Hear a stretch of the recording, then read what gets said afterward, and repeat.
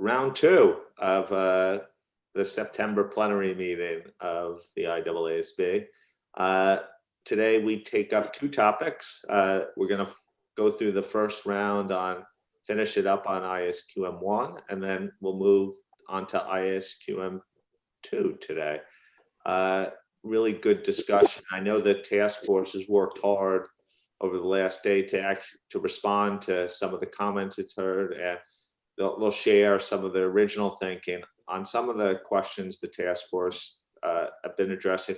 All they're going to do is plant some thoughts in your head and not really seek detailed reaction yet, but sort of give you context when you review the response. So we're not going to have a detailed discussion on everything, but it was really just to show where the task force is headed. And so I hope you take that with that thought in your head that nothing is finalized yet. Of course, nothing's finalized till the final vote anyway. Julie, I think I turn it back to you and to finish our first read through on the full standard on ISQM 1. Okay, thanks, Tom. And yeah, you set the scene perfectly for what we were thinking we would show to the board today on a couple of the items that we had a more lengthy discussion on yesterday. The task force briefly met after our meeting yesterday and had some initial thinking. So we're just going to show you directionally where we were headed with some of the items. We will show you some of the words on the screen, but by all means, they are for you to consume later as you get the draft and think about it further, but just some direction. I'll try to explain the direction and where the task force was headed with that.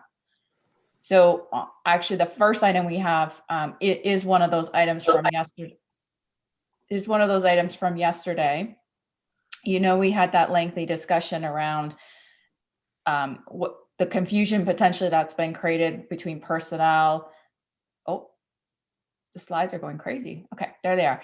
The personnel definition and then there was some related application material that tried to bring in the concept of individuals, because we use individuals in different contexts in the standard. So on the definition of personnel, I think what was potentially causing some of the confusion was that we didn't have the words in the firm as part of the definition. So the task force felt that that wasn't a terribly complicated fix if we added something like in the firm at the end of that definition, just to be clear that personnel are the partners and staff in the firm. So that's the first one. And then the second one was just, and there's a fair number of words there that are drafted for A22, but the second one was really just to drive home the point that individuals includes personnel in the firm, and it also includes other parties involved in the system of quality management and in performing engagements. So I don't expect you to have this read and understood right on the fly here on the call, but what we were trying to do is say, in addition to personnel, so those people in your firm, there are other individuals involved. And so you would have individuals externally to the firm, which would be people in your other network firms. It would be people in a service from a service provider. And so that gets to the point about how we were trying to be more clear about who those individuals are. And then the last item there on the slide is really just a move from A21, just a little bit lower, to talk about personnel that would exist in the service delivery center of the firm. So that would be personnel, a further clarification about personnel and if they exist in a service delivery center, how those work. So like Tom said, there's no question on this slide. It was really just to give you a sense as to how the task force was thinking about responding to the discussion we had yesterday and some of the comments we'd received offline. So this will be reflected in the draft you will see for our turnaround discussion on Friday. So with that, I'm going to move to a continuation of yesterday, and the next section in ISQM 1 that we had on our agenda was monitoring and remediation. So Tom, we had that general question again as we had yesterday for the different sections. This is the question on monitoring and remediation. It's requirements 35 to 47 and the respective application material. So as we did yesterday, if we could, Tom, if I could turn it back to you, we'd like to have board views on that material. Thanks, Julie, and thanks to the task force for sharing their initial thinking. So paragraphs 35 to 47 of the requirements and accompanying application material. Josephine. Hi, Julie. Hello, everybody. I just wanted to say notwithstanding my comments yesterday on ultimate responsibility of the firm and the person, etc., I just wanted to thank the task force for addressing the comments I raised at the last board meeting, and I have nothing on this section. I'm very happy with it. Thank you. Thank you. Bob Dorr. Thanks, Tom. Julie, just and we sent this to you offline, but just to bring it back again, it's in reference to paragraph 37C and actually the application paragraph A144. The revisions that were made to that seem to, in our view at least, complicate or become a little bit circular and confusing. In that, it now says that you look at the monitoring activities in the context of the process. And of course, the monitoring activities would be impacted by the firm's process. So we had two suggestions: either make it more of a parallel construct to A143, which is just a simple statement of fact that the activities would be influenced by the process and the firm's circumstances, or actually, we liked the guidance that was struck or deleted from that paragraph, because we thought that was more helpful to talk about the monitoring activities undertaken by the firm would be influenced by characteristics like whether the process was designed to be preventative or detective, the time and extent of those activities and things like that. So again, just we feel the revisions that were made were not helpful in providing any additional information and were a bit circular. Thanks. Thank you, Bob. Fiona. Good morning, everyone. I just wanted to add my support along with Josephine's positive comments as well. I have no issues with this section. Thank you. Thank you, Fiona. Len? Yeah, thank you. Good morning. Julie, as I said yesterday, I have no fatal flaw for the standards, but I do have one question and one comment for the section. The question is on paragraph A138, the first bullet. The last sentence, it talks about the culture and continuous improvement. So my question is, when I heard the CAC discussion last week, I think was ISQM or maybe Megan as well, talk about public interest, objective, and the underlying focus on continuous improvement. It's a journey. So just wondering that CAC comments, whether that's going to be elevated. I just maybe just a question, but it's not a fatal flaw. Just a question based on what I heard from a CAC meeting. The comment is related to A159. A159, there are examples about some of the factors, and under the subheading error rates and population size, the first couple bullets. So we had some auto sampling technicians in my network look at those couple of bullets, and I sent them in to you. I just want to highlight them for task force consideration. Essentially, the issue on the first bullet is about the use of tolerable error, how that's going to be applied to the whole populations, and also on the second bullet, some of our auto sampling technicians looking at the examples in 530, the auto sampling standards. There seems to be some inconsistency. So not fatal flaw, but the sampling technician seems to have a couple questions. So we submitted for you. I know you have a lot of comments, so maybe just have the task force look at it, just make sure those two bullets are consistent. Thank you. Thank you, Len. Imran. Good afternoon, everybody, from a beautiful spring day in Johannesburg. I have 3 comments on this section. The first relates to paragraph A138. I noticed that we described fairly broadly in A138 that the identification of deficiencies is not unusual.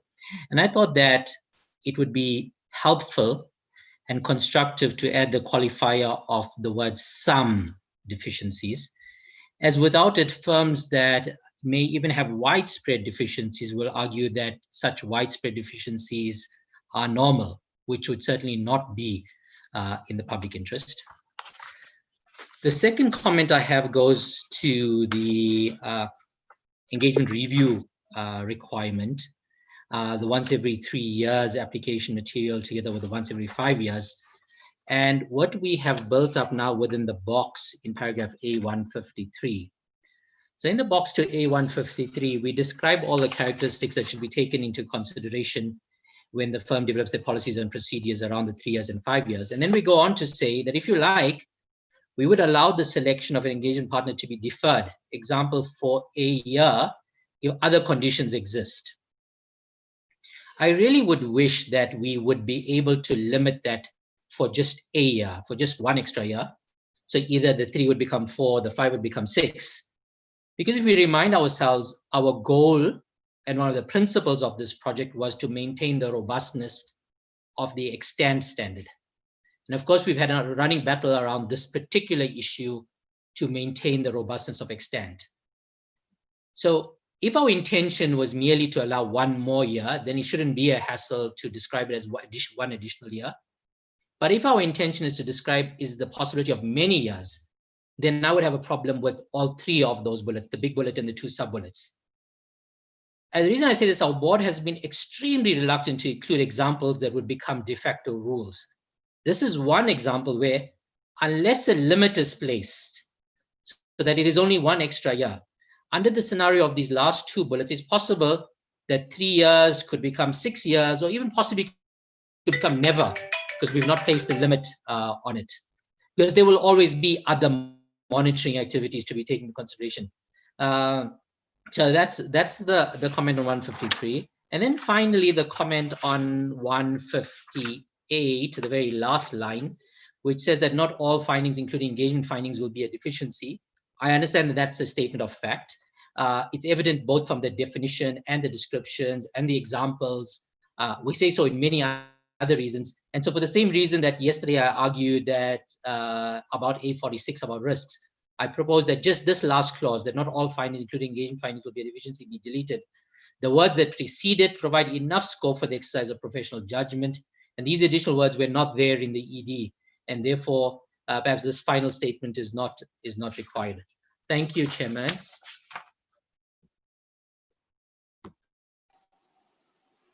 Thank you. Rich. Thanks, Tom, and it's good to get back into this. So I have 3 comments, one being more significant than the other 2. The A153, so the same paragraph that Imran was talking about, but slightly, well, more than slightly, a different angle. So on the language in 153, we've tried to align it with ISQ C1, and so I understand that. However, I think we are moving away from what our intent was on this, possibly because of the way it's worded.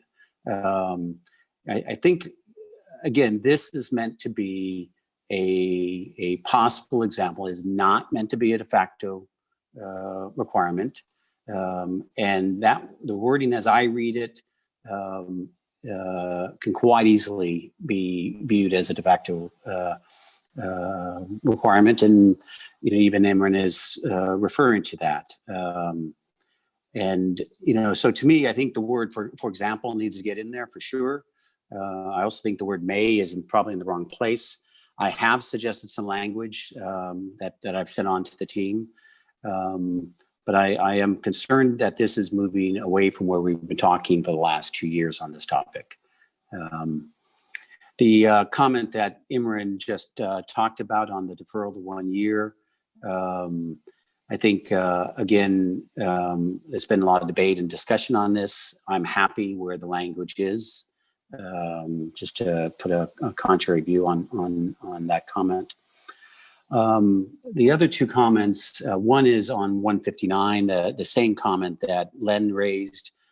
We had similar comments about the tolerable error rate and not being comfortable to that being included in this language. I do think it's a reasonably late inclusion, so I would hope that we could just delete that.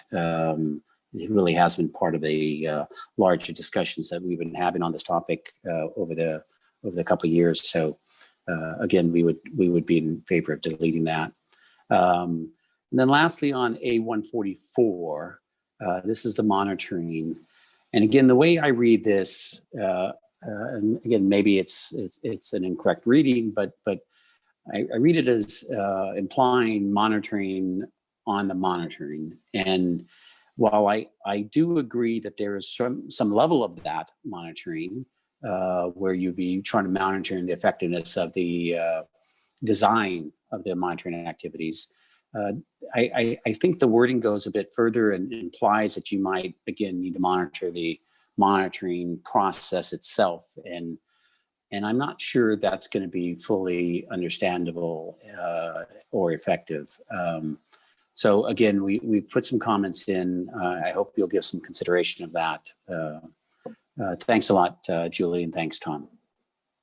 Thanks, Rich. I think we're going to probably need to have some conflicted view on A153. I know the task force has looked into this and been considering what to do based upon the comments they received in advance of the board meeting. So maybe I'll ask Julie to comment on A153 first, and then we'll have a quick discussion on that, and then turn to other issues. And I do think there are some small drafting ideas that we've come up with, but I do think fundamentally we need to understand from the board where to go with this paragraph. What we were trying to do was to show an example where you would have a more frequent inspection and a less frequent inspection. And we also tried to build that in because the flexibility that we were going with.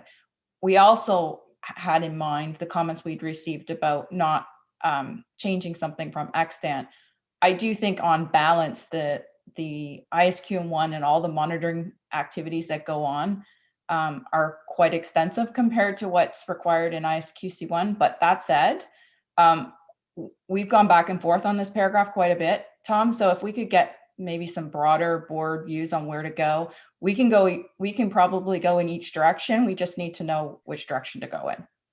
Yeah, I just remember this discussion quite a bit, and there was some discomfort of taking the specific references to three years out. This is what the task force responded to. Of course, then we go too far, and we raised some scalability concerns. I remember that as well, and so my impression was that you guys were sort of finding the sweet spot here, and that you go too far one direction, then you lose others. And this is application guide. It's not in the requirements section either. So that seemed like it was an important point to be made. And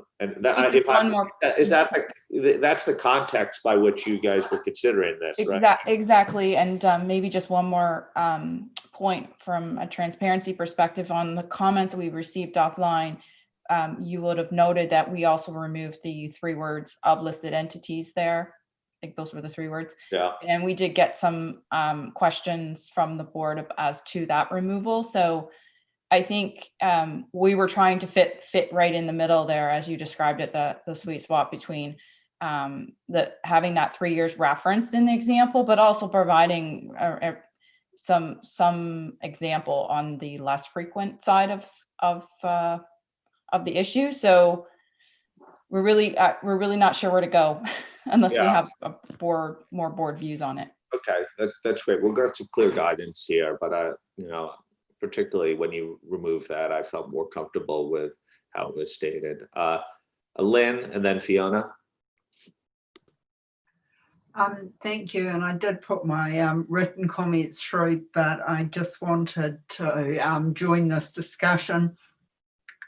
I think, and I accept its application material, I accept it's an example, but I think that the amended example has taken away the risk-based approach, that if you've got a high-risk audit or a high-risk partner, you might do it more often.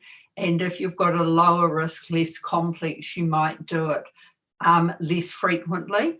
And currently, the differentiation being made in the example is based on financial statement audits versus other assurance engagements. And I think there is a case to argue, based on risk and based on a good quality management system, that some small, less complex audits may only need to be done every 5 years. So I'd prefer something on risk-based, and I'd prefer not to differentiate between financial statements and other assurance engagements. But I'm very pleased that you've still got the numbers there, because I think it is good guidance. I just think that those two concepts are missing. Thank you very much. Thank you, Len. Fiona? I'm unfortunately not going to help much, because I was fine with it. So I have a slightly different view. I was okay with it. I thought on balance it was fine. It's an example. It's in the application material, and I get what the task force was trying to do. So I was fine with it the way it is. Thanks. Thank you. Josephine? Similar to Fiona, I also thought that the task force got to a good place. I could see an argument for popping back in that listed entities, which might address Lynn's point, for example. But like Fiona, on balance, I was really happy with it. Thank you. Thank you. Rich? Thanks, Tom. And based on the other comments, I thought I'd come back in. One, very much in the same camp as Lynn, on the making sure it's an example. Still want the years. So just want to make sure. I do think having an example with the actual term 3 years in there is important. Whether you have the word 5 years or not is not as important to me, but I can live with that.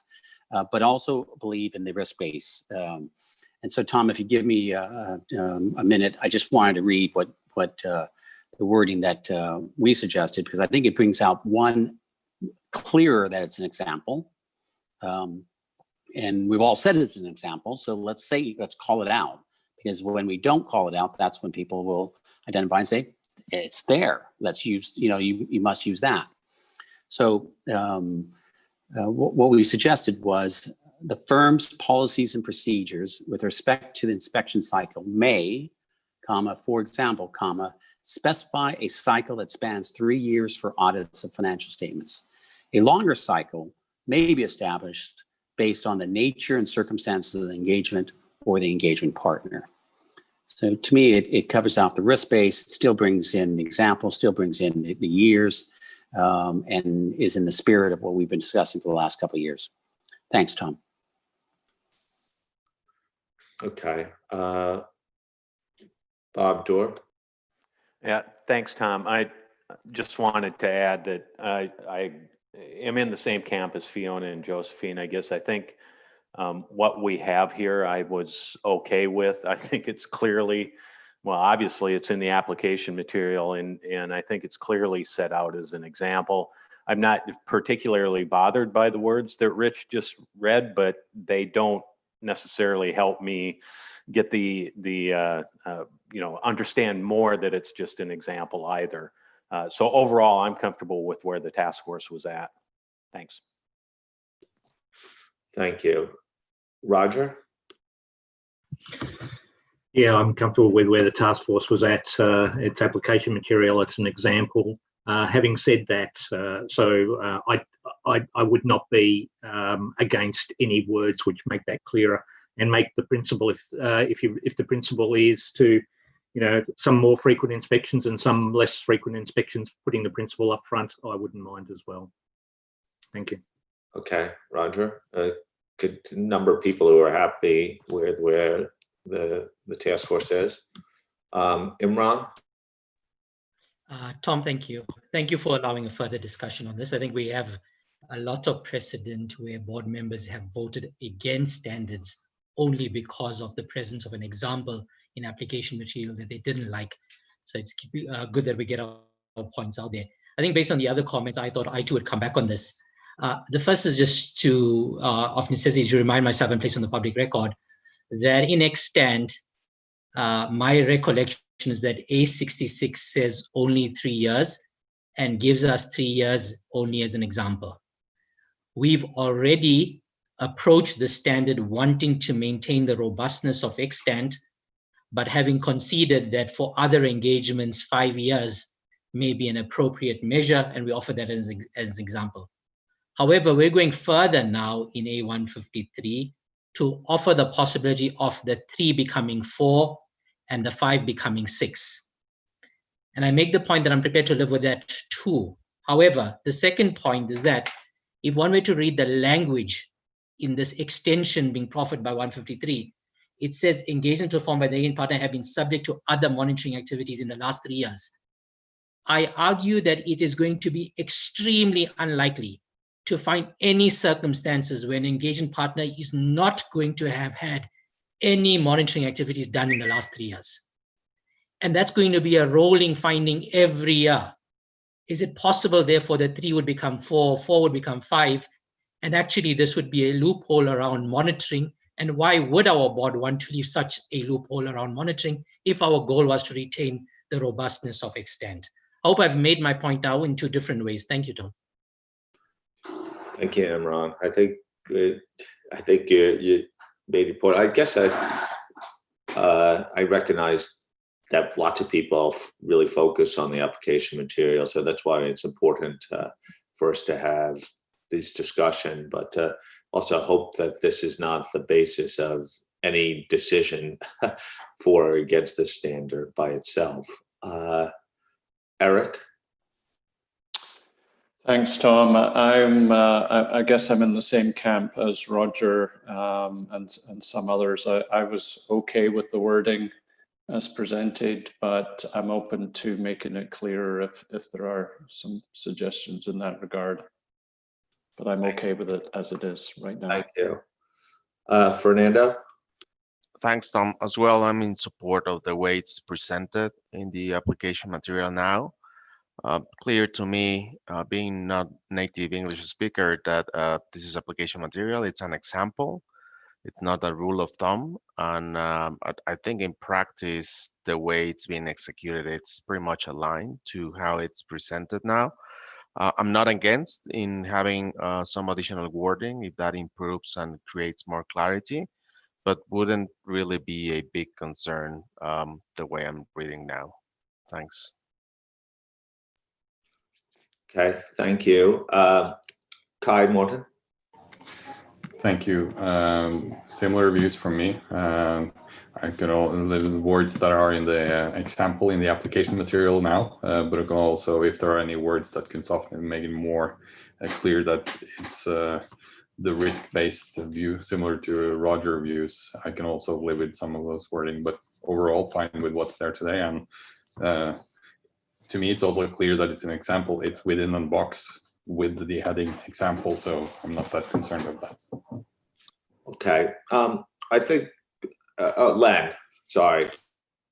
Yeah, I just want to restate what I said in the previous meeting. I think what the task force has arrived at is actually pretty good, and so I would support task force position, because I don't quite understand. This is really an example, so adding a word as an example in an example, whether that add anything to it. So that's just my view. Thank you. Okay, I hear a range of views, largely though convergent around the same position, but it shows, I think, when you have 2 different views, like a change in language here could have a big impact. And it sounds as if the great majority of the board is content with the approach. largely taken by the task force, but understand, sort of says, if there's a chance at further clarity to avoid unintentional loopholes, that the task force should look at that. Julie, Villy, any impression before I take a sense of the board? Willie, sorry, I'll just quickly here. I think that's what I heard. I think that what we probably need to do is take what we've got and maybe some of the suggestions we got and make sure that if we change into the words, there's no change in the meaning. But I think generally we got good direction from that discussion. Willie, I'll hand it over to you. Thank you, Julie. Tom, I actually just want to come back because I think it's very important. This clearly is something the task force will look at again, but we also need to make sure that the task force clearly understands what they need to look at, and if there is a possible solution, what that solution may be. I think we got the sense that people are happy to consider words that may clarify the situation even better. I just wanted to go back to Imran and maybe just ask if we understand it correctly. I'm going to say how I understood his concern, the second way he explained it, and maybe that can be additional input for the task force as well. So Imran, am I right? You accept that this is obviously an example. The 3 years is mentioned in the context of an example. The example discusses the possibility of having the inspections more frequently, but also the possibility of having them less frequently, where the example is mentioned of 1 year. What you are concerned with is that possibility of having the inspections less frequently can go into a loop, and you don't want that loop. You want to say, well, you can have an extension in a cycle, and then it resets, and then the cycle starts again. Is that more or less the essence of the thing? Exactly right, Willie. Your Afrikaans is better than my English. Okay. All right. So I think, Tom, it's workable. a lot of direction. So I think we just need to go and see if we can apply our minds to some wording there. Okay. So with that point in mind, and that's what I was referring to in terms of clarity around the loophole, is the great majority of the board content with the approach taken by the task force on this issue, with the attempt at further clarity, particularly on the issue that Billy described? Raise your hands digitally if that's the case.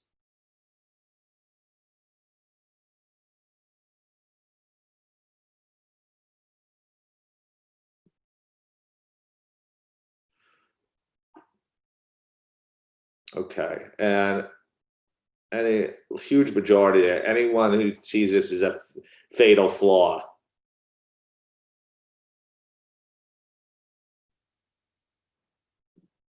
Remove your hands, please, unless there's a Eric and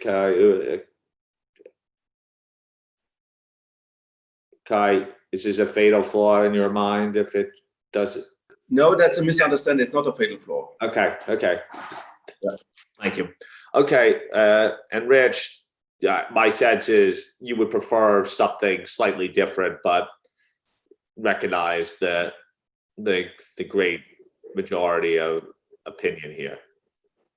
I recognize that. Just the way you phrased the question, I couldn't agree with the first part, but agree with the trying to see if there's a better clarity. Okay, great. I got it. That's fair enough. Okay, Julie, I don't know if you want to take on, that's very clear direction for the task force. Yep. So thank you. Thank you, Villy and Imran, for clarifying the need for where we could focus clarification efforts. And so we got Julie, any other points that were raised in the round? Just a couple of things. I did, Bob and I think it was Rich commented on A144. We want to keep the essence of that paragraph, which we discussed back in June, which is that there would be some monitoring required on the design of the monitoring process. So we don't want to lose the essence of that point. If there's a way to work on the wording, we'll do that. We've got a couple suggestions, so we'll take that away, but that we don't want to move away from that point because that's what we agreed back in June on that point. And then I think there was a couple of sampling issues on Len and Bob, maybe. I had to go back to my sampling theory and see where we might have gone wrong there. I think we've got some words to clarify that to address that concern. So I think those were the main points, Tom, on that section. So I think we're good. Okay. Anyone want to raise any other issues that didn't get raised in this section? Okay. Okay, Julie, I think we can move forward. Okay, so moving on. We're moving on to network requirements and network services.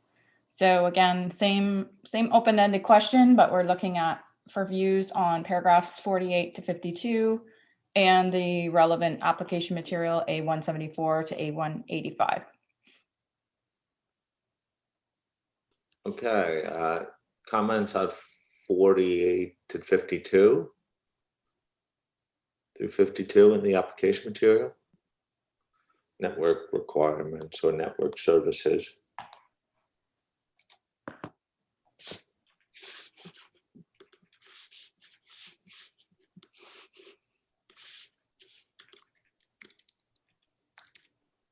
I don't see anything yet. Okay. But I'll give people. Yep. We also have one other slide on this one, Tom. So if there are no comments, I do have one other thing on this section. There was something we were going to raise up the question about some related point on definition here. Yeah. Yeah. Okay. Good. I was just. Natalie just reminded me. Sorry. Yeah, okay. That whole other discussion got me lost. Okay. Just early in the morning, but I still remembered we wanted to do that. Yeah, we do. Okay, let's go to the definition. Okay, so let's move to the next slide. So one of the comments that we received in advance of the board meeting, which was a really good catch, was that when we say network firm in the standard, we aren't specific in that network firm is within the firm's network. And so it could be read in a way that says it could be a firm of any network. And actually, the use of the term network, so if I just move off network firm for a second and talk about network, came up in our discussion with IAASB because they raised that point and said, when you say network, it could be any network. And so we clarified that in the standard and said the firm's network. But now we have the same sort of issue with network firm. So we've had some discussions with IAASB just to make sure we wouldn't be offside if we made this proposed change. But we think that this change will bring it more clear that when we're talking about a network firm, we're talking about a firm or an entity that belongs to the firm's network. So it would just be addition of those two words in the definition. Okay, that makes sense to me. But if anyone objects, please raise their hand right now.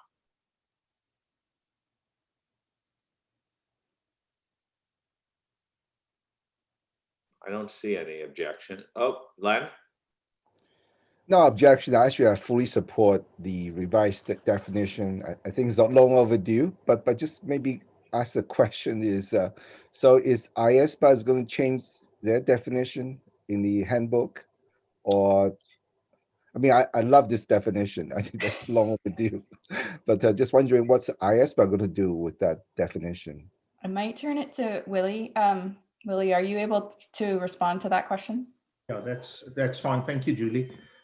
So Len, we did have a discussion with Ken and his team yesterday afternoon.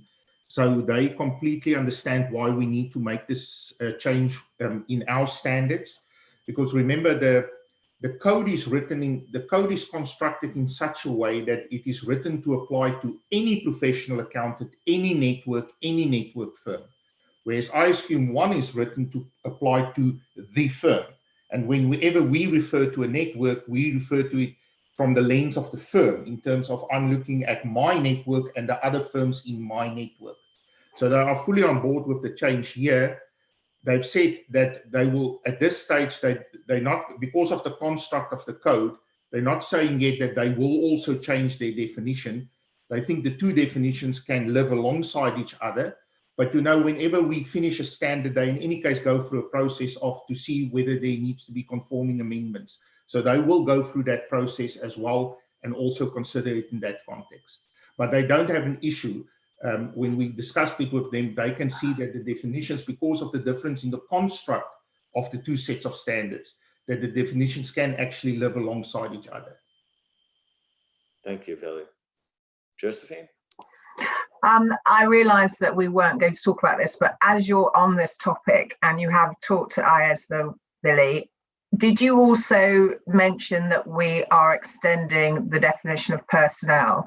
I understand they don't have a definition of personnel, but they do use it in regards to both network and firm personnel. So I just want to make sure that we're not causing issue by extending our definition. Thank you. Yeah, so Josephine, we have discussed that with them. They were not, they didn't have any negative reaction, but I think based on what you've just said, we've got a discussion with them this afternoon as well. We can maybe just go back to them and say, listen, we did present the definition to our board this morning. They were happy for us to make that change, and we can maybe just make double sure. Okay. I think we're good with this, though. Otherwise, thanks. You can see that we're doing a lot of coordination in real time with IAASB too on all topics. So thank you for that, task force and Billy and staff. Okay, Julie. Okay, so Tom, I think what I heard was on the other the paragraphs within network services, we didn't have any comments. Is that right? Okay. No comments on that, and support for the revised definition. Okay, awesome. Evaluation of the system of quality management is the next section. So requirements 53 to 56 and A186 to A200. Same question. Okay, any comments on the evaluation? I should also maybe, Tom, sorry, before we had that discussion yesterday. In fact, it popped up in paragraph 9. It pops up again in paragraph 54, which is this, the way the task force had worded the ultimate responsibility, and it being individual versus firm. And so we do have something on the next slide when we get there, just to show directionally where the task force wants to go with that. But maybe I'm assuming that will come up in this discussion. So I just wanted to explain that to the group. Okay, I see Rich has raised his hand. Yeah, Tom, and actually I think the discussion that Julie might have on the next slide is probably pretty relevant. So it is along the same lines as she said, the wording in 9 and the wording 53 and 54. You know, we look at this and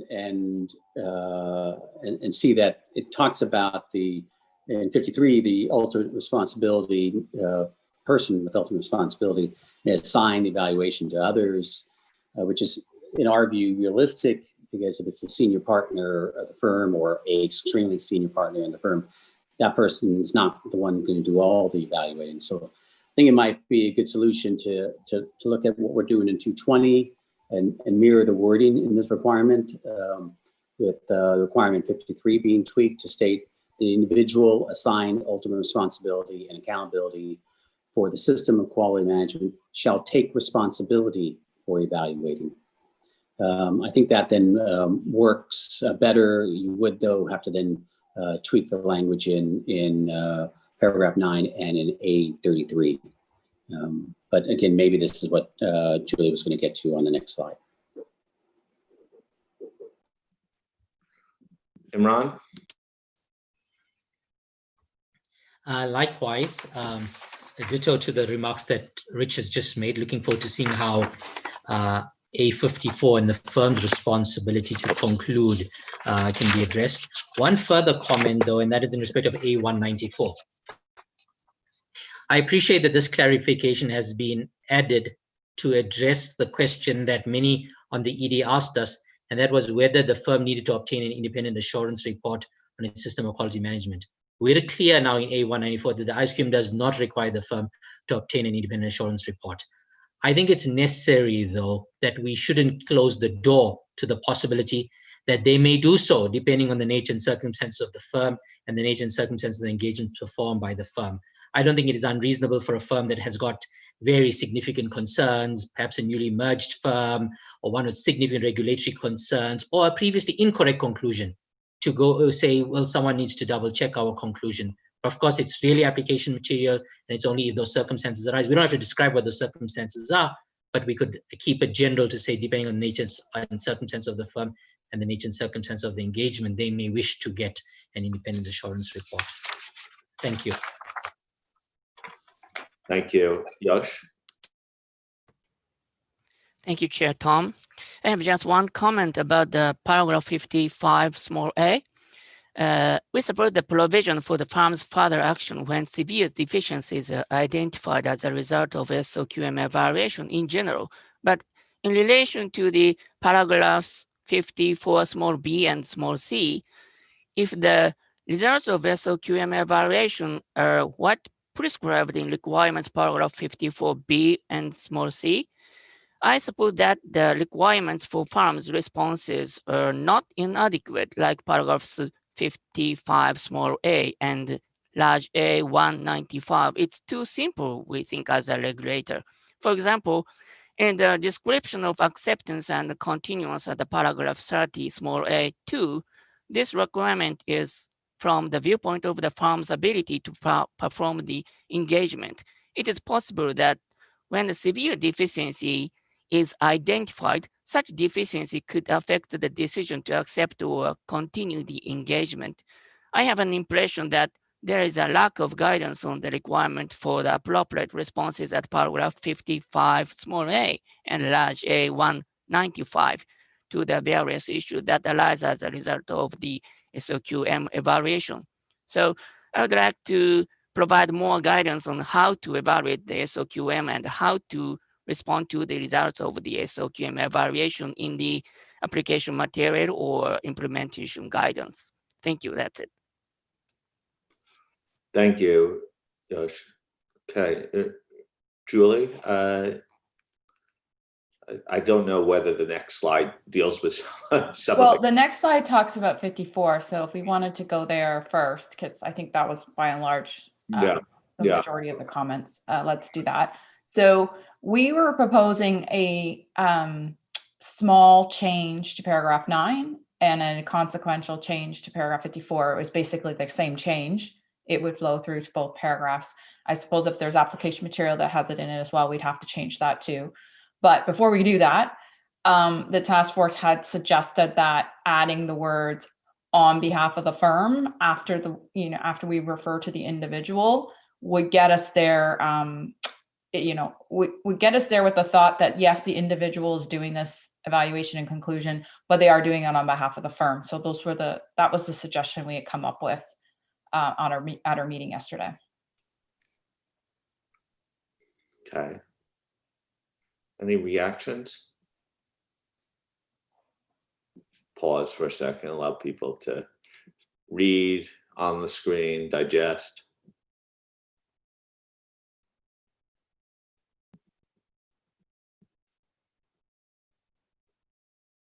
Hi, Fiona. Okay. Fiona. Yeah, I'm fine with that. I think that works. Thank you. Josephine. Yes, I'm happy too. Thank you. Imran. Yes, I'm happy as well. Thank you. It's a really neat fix. I'd say that I'm happy since this is along the lines that suggested yesterday. Lime? Yeah, I have fully support of the revision. Thank you. Thank you. Rich? You know, I think the language can work, but I guess the only question I really have is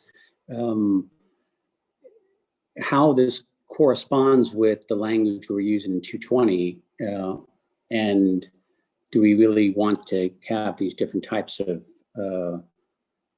approaches for the same concept, especially since 220, flows into ISQM 1. But I mean, the language itself does address the point that I was raising on 9, but it's that correlation question in my mind. I know that, we only sent some language or some questions to Julie yesterday, so maybe, that still has to be looked at. But Any react? So it seems like most people, Roger? Yeah, just on Richard's point, look, I was very comfortable with what Richard suggested, but I actually think this language works better here. I like this doing it on behalf of the firm. I know it's not fully consistent, but it makes the point here that they are making that conclusion as distinct from just taking responsibility. So it's slightly different. I feel very comfortable with this language, and I feel comfortable with the slight inconsistency between the approaches. Thank you, Roger. Cameron? Thank you. I'm comfortable with what's here, but I think we just need to look at some of the application material connected to this, because I'm not 100% sure that they flow neatly now. Okay. Lynn, I saw your hand was raised. It must have been in reflex to 220 being raised. Would you like to come in? No, I just had the thumbs up sign saying I like it. Okay. I like thumbs up. Great. Can't get rid of the thumbs up now. They look similar. Eric? Thanks, Tom. And this is maybe just a clarification as opposed to a concern. I thought that the whole genesis of this was the situation where the individual assigned ultimate responsibility and accountability, it's up to the firm to decide whether they have done their job properly. And so they have the sort of ultimate decision to make as to whether they agree with the outcome. And this seems to have sort of moved away from that. So I'm just trying to understand what this is. What is this point actually making now?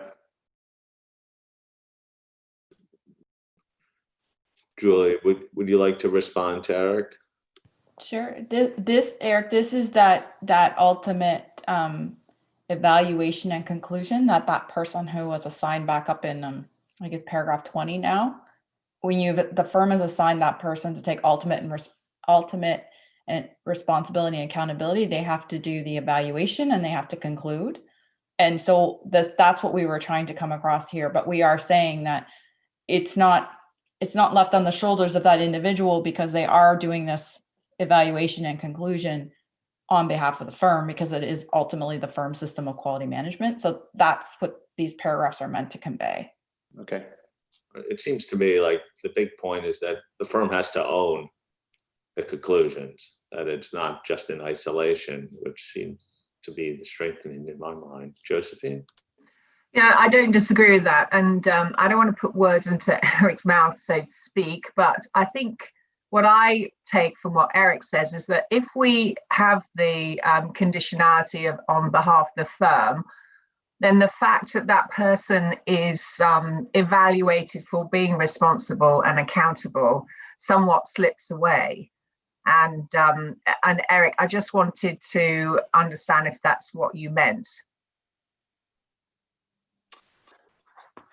Well, it seemed to be, well, I was just asking myself whether by putting these the words on behalf of the firm, it really took it away from the firm by putting these words in, as opposed to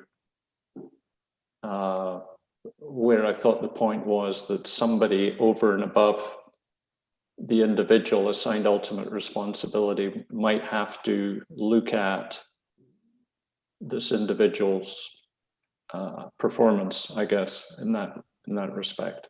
Okay, so slightly different point to mine then. Okay.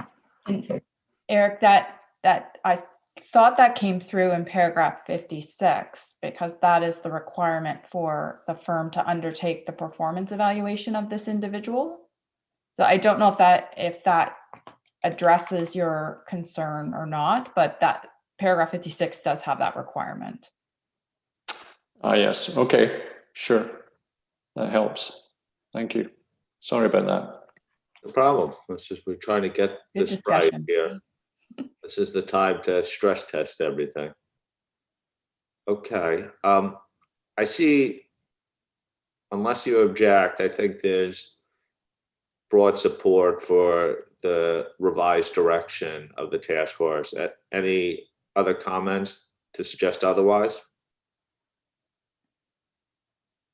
Okay, I think this is, and I guess one other thing is we'll go through with a fine tooth comb to make sure consistency, the application material. Yeah, to Kai's point, we obviously need to make sure this flows through properly. We hadn't done that just out of caution in case we went a different direction and we'd spent all that time doing that. So we need to do that. That may be an area that people review in the next iteration. Yeah. Okay.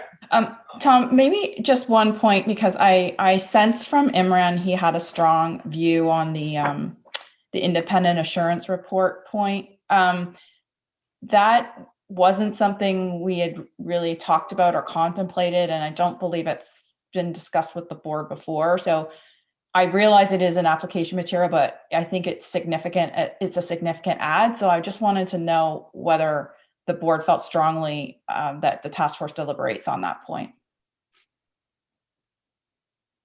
Any comments on Julie's point and Imran's point? Rich? I was happy where the task force was. Imran's point was that he didn't want us to discourage that possibility from arising, though. Is that my understanding, Imran? That's right, Tom. And it was such a common question asked at the point of the ED when we were silent on the topic in total. So we've taken one position without offering a balanced view about it. Okay. Vili? So Tom, again, maybe just a question back to Imran to understand what he means, and then maybe the board members can also have a better context in terms of reacting. Is it almost that we want to say that this ISQM does not require, neither prohibit the firm to obtain an independent assurance report? Absolutely right, Vili. It seems like it's a quite minor change, but would resolve Imran's point. Any reaction to that? Julie, do you have is it something the task force could at least? Yeah, Willie, could you, just for my benefit, and I apologize, could you read that again? So I was thinking that the only change that might be needed in line with Imran's question is this ISQM does not require nor prohibit the firm to obtain an independent assurance report on its system of quality management, full stop. Okay, I've got it. Tom, I think it's worth a chat with the task force on it. So to be honest, we haven't talked about that point at all. So right. I think the point is that it's responsive to Imran's point, and the task force doesn't need a conclusion on that right now, but consider it. But it's certainly Imran saying it's responsive to his point. It also, in my mind, doesn't change the intent of the paragraph either. Any other reactions? Roger? Yeah, no, I think it's a positive. I don't think it changes the intent. It makes it a more positive statement and includes that possibility, which is what Imran would like to see. So it's more explicit inclusion. So I'd be very happy with Vili's words or Ethan Imran's words. Fiona? Look, if it fixes an issue for Imran, then, and it's not difficult to do, then we should do it. I didn't have a problem with what Vili had suggested. I must admit that I know Imran tried a couple of times to explain the issue. I didn't get it until Vili explained it with his words. And if it's as simple as what Vili suggested, then I'm fine with that. Isabel?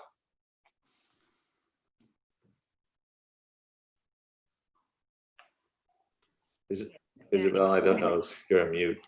Yeah, hello everybody. Not being English native, but for me saying it does not prohibit, I think of course the standard does not prohibit, because if it was prohibiting, we would have a requirement So I was thinking at using the word preclude instead of prohibit. I think there's a difference.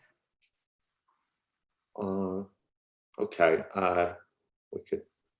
we could bring out a thesaurus on this, but I think the intent is that the same preclude prohibit in this construct is similar, but I think that's something the task force could deliberate. Josephine? Yeah, I'm fine with the change, and I agree with Isabel. It really ought to be preclude in this situation. Thank you. I guess it's a little bit less stringent if you say preclude.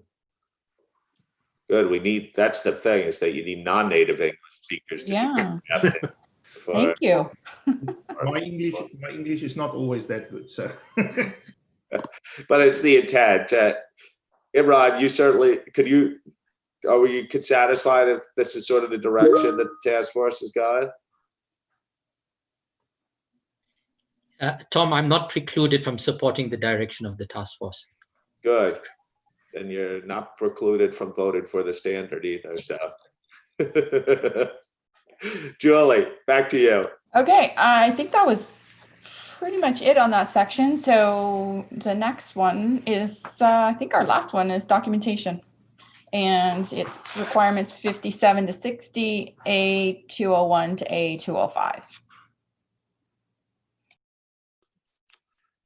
Okay. Documentation.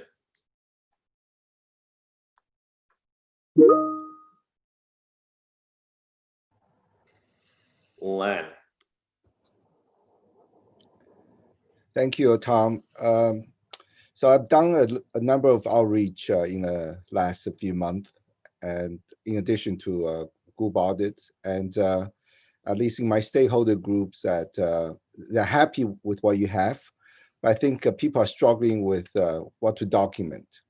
So a lot of support in terms of non-authoritative guidance as part of the implementation guidance after the standard is approved. I think will drive some. I think practitioners, also regulators, regulators who I talk to also struggle with, what to look for when a firm have the system of quality management in place. So it's a practice issue, practical issue as well. So so just asking the task force or the staff or Willie, to think about non-authoritative guidance as part of the implementation. Thank you. Thank you, Len. Josephine? Hi, I'd just like to understand, Julie, why you took out the 2 bullets in A202. Is that just response to offline comments? I mean, particularly the extent to which documentation may be reviewed by an external party. We have that in ISA 230. And I think it's an important reminder. And so I was a little bit worried about why it came out. You may have moved it somewhere and I've just not spotted it, which is also possible. Okay. Imran? Coincidence. I've raised exactly the same comment that Josephine has, particularly about the 2 bullets in A202 that have been removed. I made a recommendation that they be reinstated. I have searched the meeting papers to try to find a reason why they were deleted. I've not been able to find, but perhaps if Judy can remind us why they were.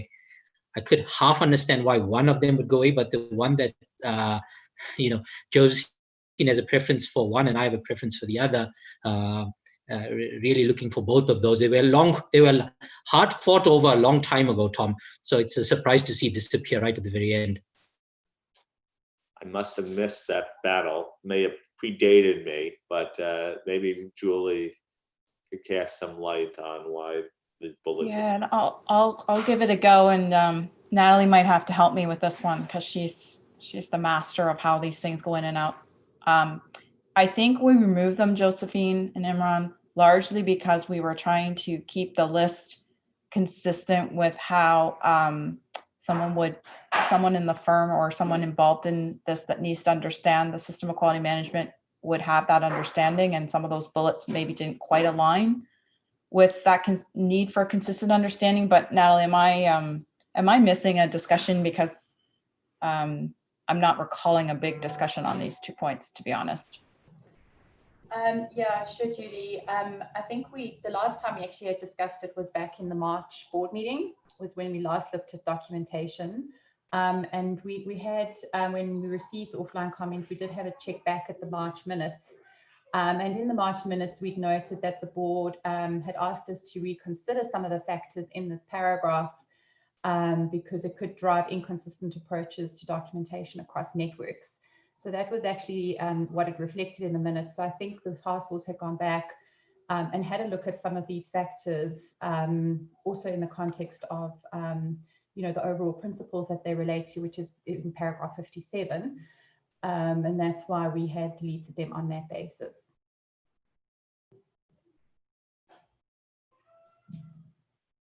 Okay, so I guess the question is Rich? You're not the question, but you wanted to come in. Yeah, sorry. The question is Rich. Exactly. Always the question is Rich. I guess I'm trying to think back myself. I do recall some discussion on this. To me, the question, especially the fourth bullet point, is I don't see, for me, documenting a file, I don't document a file because a regulator is going to review it. I document a file because that's what needs to be documented to support the task at hand, not because I think a regulator is going to come in or inspector and do some. So I more than the fifth, I have a problem with the fourth. I'm not sure how relevant the fifth point is, but the fourth point, and to me, that was my recollection of where some of the discussion, maybe offline, that we were having on this back in March. Josephine. Yeah, thank you for that, Rich. ISO 230 expressly talks about the fact that when you're thinking about these things, you think about the extent alongside the experience of the person, the extent to which it might be reviewed. So I don't mind it being taken out. It's just that I wanted to understand why it's been taken out. And I think essentially what you're saying is that you're really trying to drive the experienced person from the firm's perspective in this particular example. And then part of the reason why I can live with it is because A203 as well talks about outcome of external inspection findings. So there is an inference there that at some point there will be an external inspection in respect of ISQM 1. So I can live with it, but I just would like to remind Rich, 230 does cover this. So when you're thinking about audit documentation, thank you. Any other reactions on this point? Otherwise, we're going to have to give the task force some guidance here. Okay. Okay. I guess, Julie, would you like to know whether people support the removal of these two bullets? Yeah, I think for those that have spoken, and Josephine has come back in with her thoughts on where we landed, I think I've heard support for the bullets, but if that's different, then we need to know. The bullets. Right? Sorry. Yeah. The removal of the bullets. Yes. Right. Sorry. Josephine says that, having raised the issue, said she could live with it based upon her reading. So that it's really Imran, based upon what you heard, could you live with how the task force is concluded?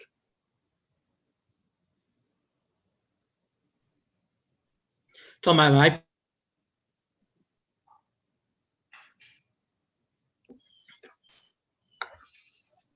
Lost you, Imran. Sorry, my preference was for both of the bullets to be reinstated. Thank you. Okay. So I asked the board to raise their hand. I guess your two options are keep it with the removal or reinstate it, having heard Imran's request. Maybe do the latter first. Who would like them think it's okay to reinstate it based upon what they've heard from Imran? Obviously, Imran is there. Roger. Okay. The the rest of the board based upon the explanation, and there's a rationale for the removal. And then also the logic, I think Josephine ran us through the logic of why it was fine for those who were concerned about the removal to live with it. Who's supportive of where the task force has landed here? Raise your hands.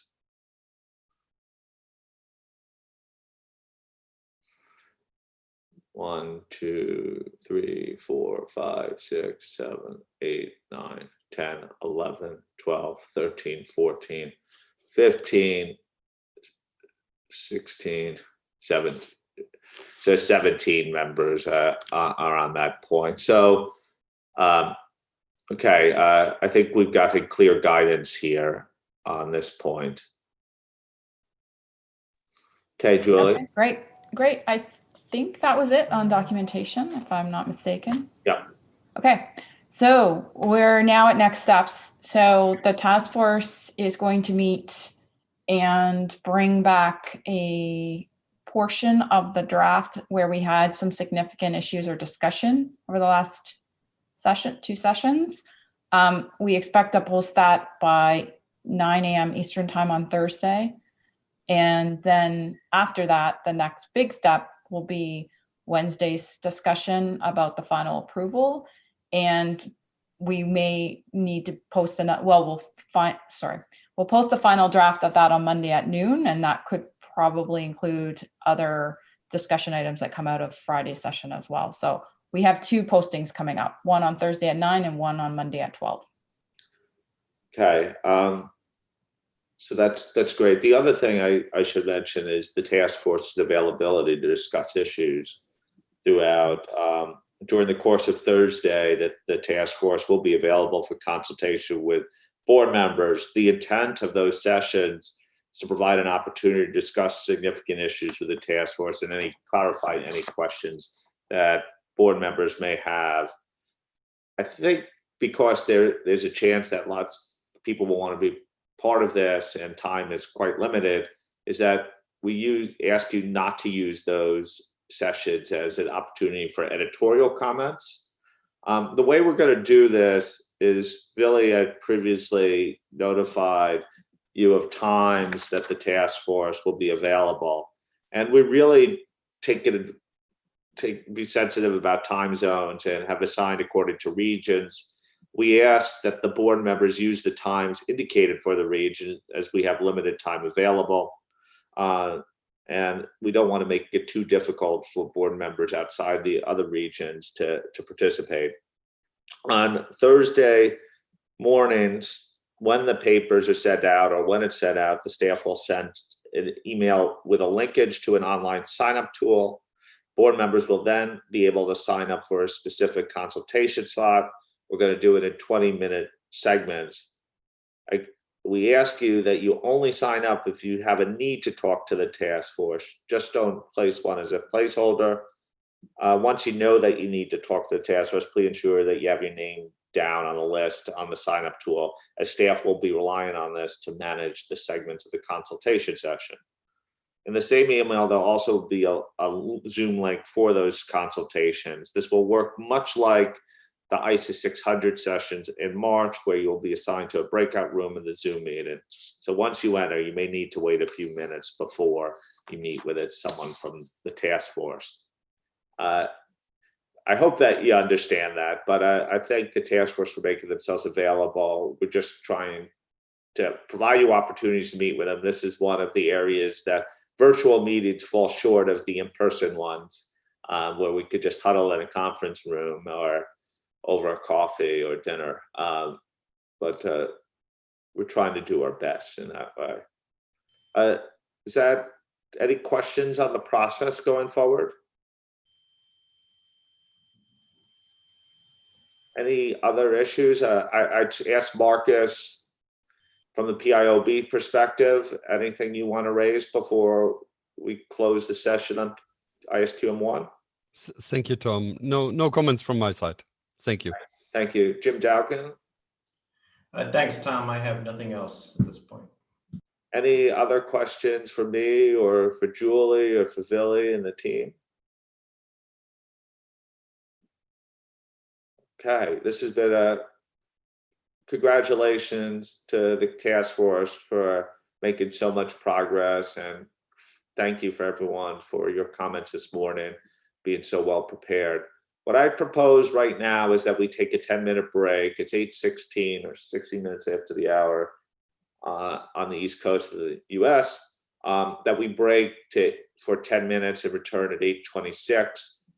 This will give, Imran, is that adequate time for you to set up, if we get ready to go? And we're gonna go sequentially to ISQM 2, and I think that should be adequate time for us to go through. But if we have to stay an extra 10 to 15 minutes, I just beg your forgiveness on that at the end of the meeting. Okay, thank you. See you shortly.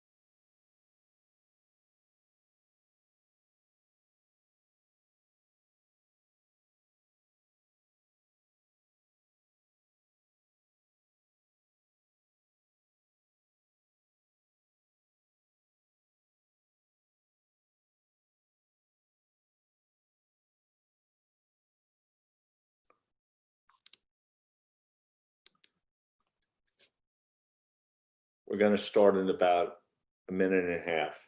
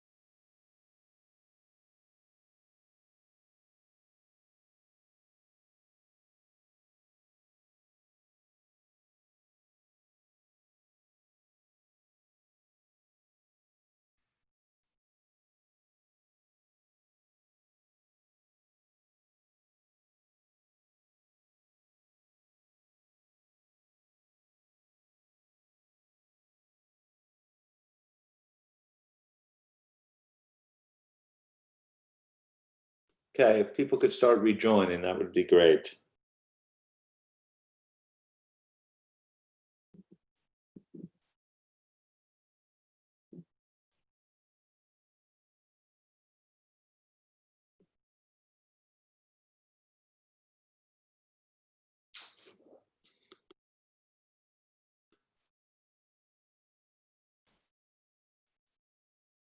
So, hi, I'm looking, the configuration slightly changed. Imran, I see you're now up in the upper right-hand corner of my screen. You were down below earlier. I can find you. You ready to go, Imran? Yes, Chairman, I am. Okay. You're well dressed today. I appreciate. Yeah, I didn't wear my shorts today, Chairman. It's only spring there. Yeah, well, good afternoon. We've gone straight from winter to midsummer, it seems, this afternoon. But really happy to be with you for our conversation this afternoon on ISQM 2. My congratulations as well to Julie for being in the hot chair for all of 2 days. It was an extremely good conversation we've just had. I think in the midst of the pandemic that we're in, we start always with a recognition that many of us have been through, continue to go through challenging times. And we really wish good health and well-being for everybody, and at the same time send our sympathies to everybody who has suffered during this time. As we were bantering before the start of the earlier session, someone mentioned that we have become terribly serious. And my daughter Hawa reminds me that, Dad, you cannot tell jokes during coronavirus. So I asked her, why can I not tell a joke? She says, Dad, because it will take 2 weeks to see whether they got it or not. So I said, all right, I'll tell that joke, but more than that, I still need a story to tell. So she says, well, you have to tell one of your stories. So the one I want to tell is about, now that the lockdown is lifted in Johannesburg, I'm out running again with a few of my mates. And so one of them, like all of us, is really, really missing the travel, missing the quarterly board meetings in New York, missing the IFAC coffee and the great lunches.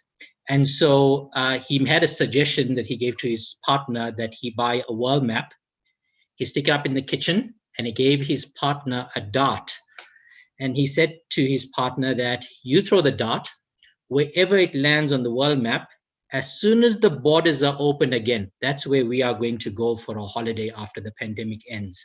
So they set themselves up in the kitchen, they hang the world map up, the partner positions herself squarely in the kitchen with the dart in her hand, and she aims it at the world map. Then he tells me what happened. He says, it turns out that we're going to be spending 2 weeks behind the refrigerator. So while you may be complaining about not meeting in New York, the lesson in it is be careful what you wish for. Now that we have everyone settled and everyone here, let me start with a few important acknowledgements.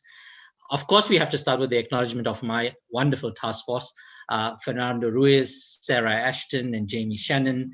We have been very ably and fantastically supported by Dan and Hankin, and I must not underestimate the amount of support we have been received from Vili on some of the heavy lifting that we have to do, and Brett throughout the project on the review of our papers. I want to thank the task force chairs during this quarter, particularly the work that they have themselves and they have encouraged others to do on coordination has been very productive. So Julie and Lynn, thank you so much for your support. It's been great alongside you. And we have had Lynn join us throughout this process as well as we continue to coordinate with ISO 600. So really appreciate the work of the task force chairs. I think it's fair also and important also to acknowledge that we have got 3 important groups who have supported us and whose support really is coalescing at this point.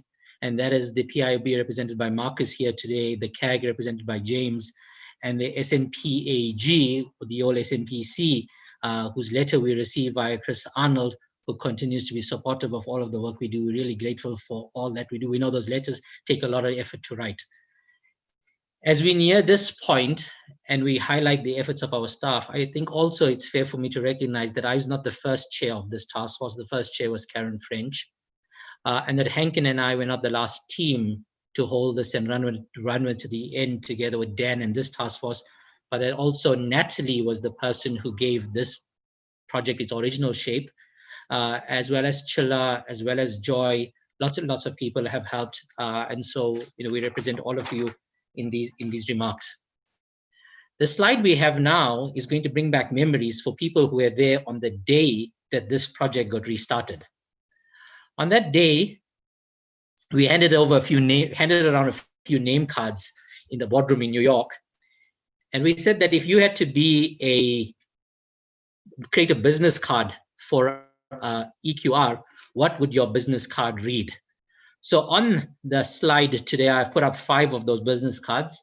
I have all of them safely kept, and maybe later on in the week or next week, I'll share a few more of them. Because on the bottom right-hand corner, we have a beautiful artistic piece that Sachiko designed around the objective evaluator, one for public interest and all for public interest. But also we saw that some people started their election campaign really early on when they suggested that we should make EQRs great again. But I hope you recognize some of your own comments in here. And if not today, you'll see the rest of it the next time we put some slides up. This is not to say that that was part of the project proposal, was necessarily our inspiration, but I thought it was a nice reflection point of where we were the day we all designed these little cards and shared them with Imran. But where we are today in our next slide is here to discuss really a few key things which will lead us hopefully to the approval of the scope of engagement subject to an EQ review and the approval of ISQM 2. We are going to provide you initially with a bit of update, particularly from the CAG and ISBA. We are then going to take your comments, please, in respect of the relevant paragraphs in ISQM 1. We'll walk through the whole of ISQM 2, and you have as a reference agenda item 3E, which provides you with most of the reasoning behind the changes that we have made to date. We've been extremely fortunate in that we've welcomed a great number of comments from board members. I believe the count is 10. I'd like to highlight that Sylvie and Lynn were the first through the gate with their comments. Almost as soon as we sent it out, we already got comments back from them. But everybody gave us comments in really good time, so we're grateful for that. And really, the prize for identifying the error in the title of the standard goes to Rich and Jamie and to Sue. 2 board members picked up the spelling error in the title of the standard, so thank you for spotting that. But also, so Sylvia and Len, Bob, Sarah and Sue, Chunwi, Sachiko, Jackie and Eric, Josephine, Rich and Jamie, Roger, and Julie and Melissa. I hope I've not missed anyone there. Our count is that we've received all of those comments. These comments have been extremely useful. They're really helpful suggestions for the task force to consider, as well as the editorial suggestions that you've made. Naturally, we are waiting for today's conversation to give us more context, but the staff have started to consider all of those comments and have started preparing an early turnaround draft, recognizing that we're a day earlier than we expected.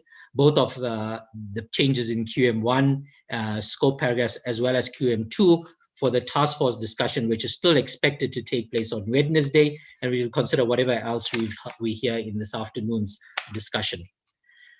The next slide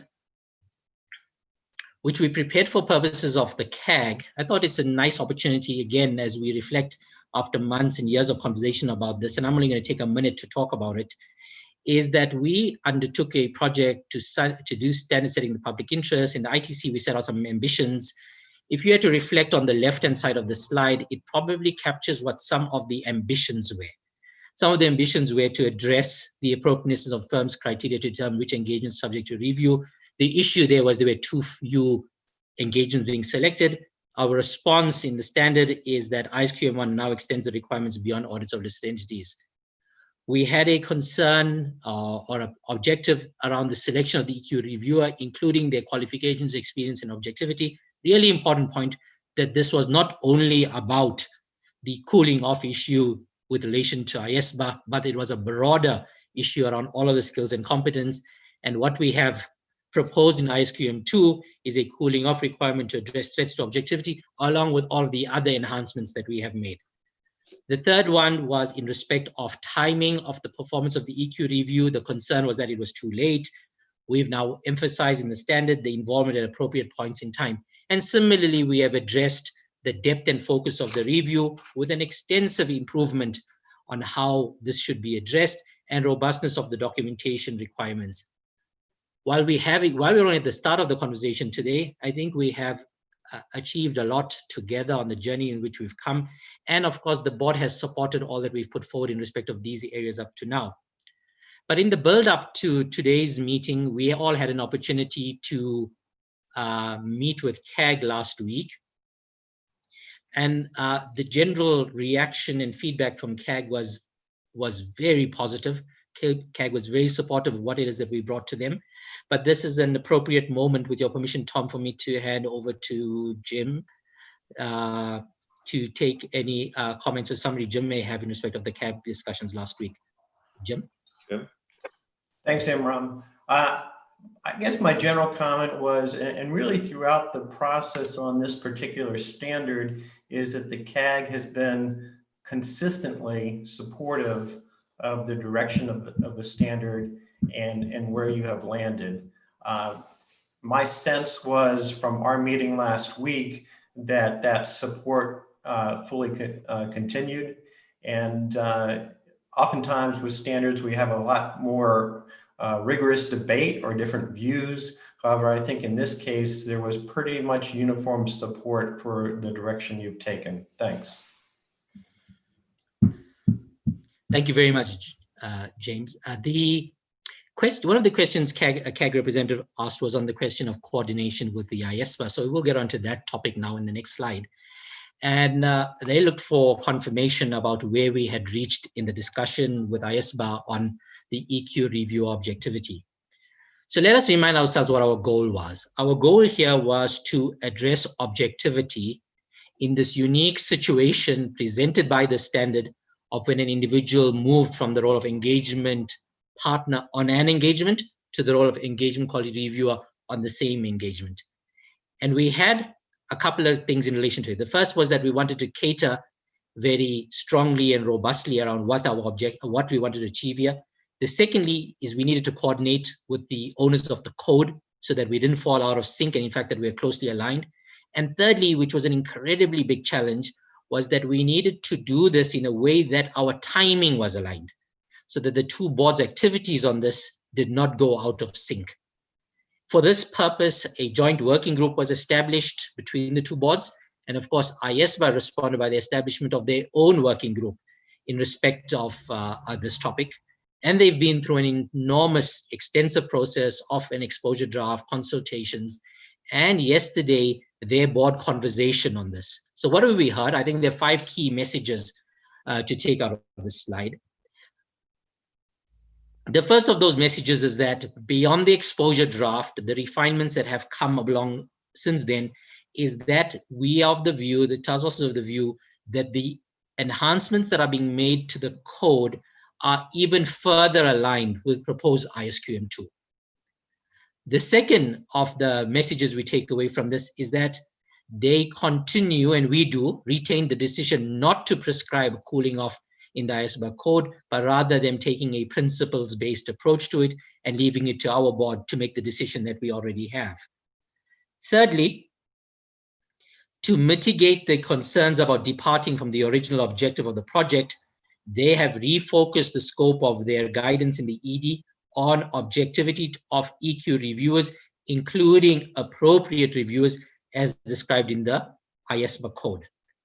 Fourthly, they have introduced a new section in the ISBA code, section 325, with a heading that says objectivity of an engagement quality reviewer.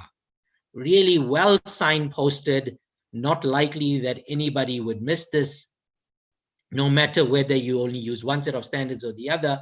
This is a very explicit section, and within it, all of the relevant pieces. And then finally, they have created a set of cross-references between this new section 325 and their existing section 540, which is the section on long association of personnel. And they explicitly provide for linkages there, particularly around how the cooling off requirements that we propose will interact with the other long association provisions that are in the code. Our sense out of all of this was that the work that Sylvie Sulia led, supported by their staff of Ken and Carla, and really an outstanding coordination between Hankin and Carla, really a case study of how great coordination can be, provided us with the kind of position where we've arrived, and we hope they arrive so that they're able to take their vote this week, Friday, in time for us to exactly reflect their language appropriately adapted within our proposed standard. I think one of the other lessons we've learned, and acknowledgements here, Tom, is that the discussion around this has evolved considerably over the 3 years of the life of this joint working group and the life of this project.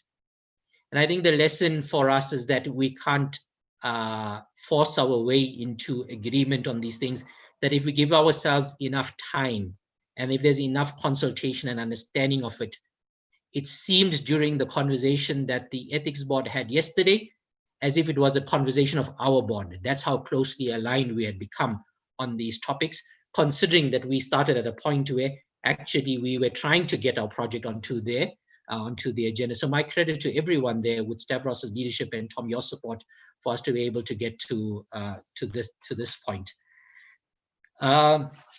Having captured those 5 key messages, and of course the CAG feedback, CAG also being interested about this matter, allows us to move on to the first substantive topic today, which is about the engagement subject to EQ review in ISQM 1.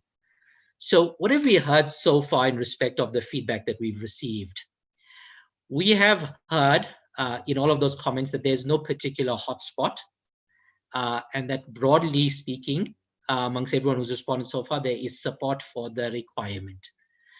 We understand that there may be a need for some further tweaking of the application material, some words within the box, and particularly some words around the last 2 paragraphs that are of reference here, 136 and 137, the public sector paragraph being one of them. The main changes that we have already made, of course, arose from the cross-review. The cross-review process was invaluable to all of the projects, particularly to ours. We've made changes based on board comments at the last board meeting, and of course, the ISBA coordination activities, which brings us to question 1A, Chairman, where we now turn to you for any views that you would like to share in this plenary, please, on the changes to the requirements and related application material in ISQM 1. Thank you. Thank you, Imran. Any comments on Chunwei?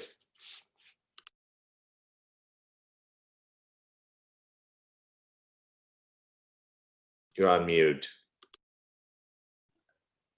Sorry, can you hear me now? Okay, thank you so much, everyone. And thanks, Tom, thanks, Imran, for introductory comments. And really to you and task force and staff, Dan Hankin, for bringing the project to where we are today. And it was really encouraging to hear the coordination with ISBA. You named a few names, crediting them for that great coordination. And I think you left out yourself. I think credit to you as well for driving this great coordination. I'm really broadly supportive of where we are in terms of ISQM 2 and 1 on the requirements. I have just a few comments which I've sent through offline, but I thought I might just bring up in this plenary session for everyone's information. Just 2 points I want to raise here. First on A136. So A136, I guess my question is on the addition of or another form of engagement review. So just looking at that plain, looking at this paragraph plain, there are many forms of review that are engagement reviews, including, for example, engagement partners review of engagement teams' work. So this sentence may be misleading. I know it should be read in conjunction with A135, so I know what we're referring to, but I do feel that the point about other forms of engagement review has been already very well explained and discussed in A135. So I think we really don't need to add that in A136 and create those confusions. So my suggestion would be just to remove those few words. So that's my comment on A136. On A137, I understand why we removed the word larger, but now the whole thing reads a little bit like all public sector entities, because of their size, complexity, range of stakeholders, nature of services, etc., have quality risks attached to them that requires EQR. So my suggestion is perhaps to just add the word certain, so specific to certain public sector entities. So you have all this qualifier below there. So that would be my 2 comments on this section. Thank you so much. Thank you. Julie? Thanks, Tom and Imran. Congratulations to you and the task force. I know as a task force chair what it feels like to get to the final stretch. And I also can appreciate all of the coordination and other meetings that have gone on to get you here. And certainly the coordination with ISQM 1 on a number of these paragraphs has been critical for us to get here. I didn't have any comments on this paragraph or this paper that you'd put forward, 3C. So I just wanted to give you my support. That's my comment, that I don't have any comments on this. I'm happy with it. Thanks, Julie. Fiona?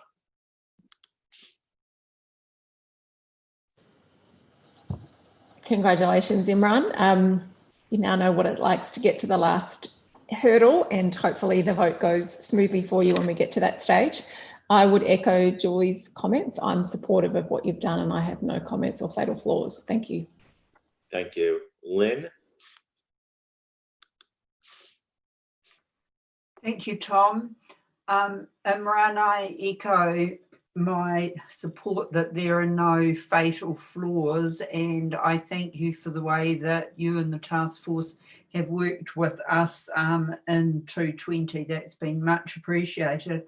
I do have a couple of comments. The first one is in regard to A133, and that is, it's referenced back to laws and regulations, and indeed it starts with laws and regulations. But as we all know, we can't actually make laws and regulations generally.